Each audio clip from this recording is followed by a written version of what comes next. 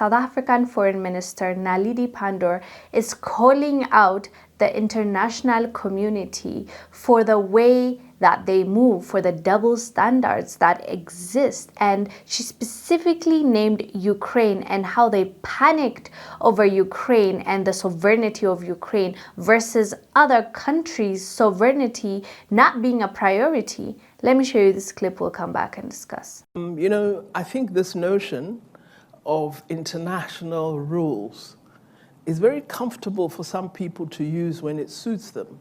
But they don't believe in international rules when it doesn't suit them, because they don't apply international rules or law equally in all circumstances. So you can't say because Ukraine has been invaded that suddenly sovereignty is important, but it was never important for Palestine. It's very peculiar. If you believe in international law truly, then wherever sovereignty is infringed, it must apply.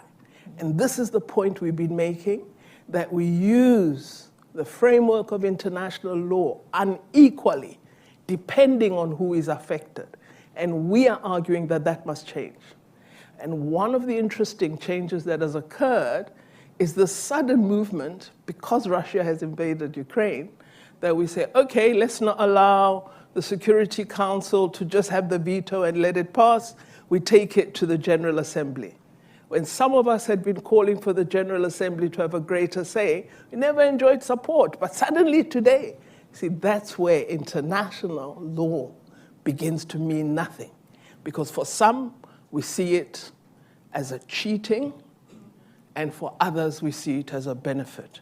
So our argument is, let's revise the international multilateral system to ensure that we observe that post-1948 has arrived. We are glad to see so many African leaders being bold enough to stand up for what is right and call out the international community when it's necessary, especially the Western world has been a bully for a long time now, and nothing has been said, nothing has been done.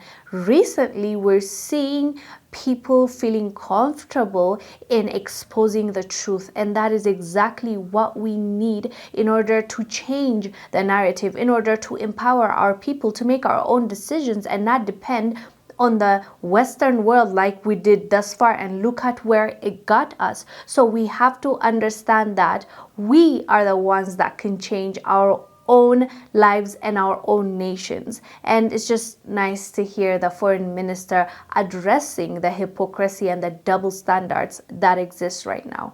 Anyways, fam, let us know down below what your thoughts are about her speech. I am Wongel Zelalem. I'll see you on the next one.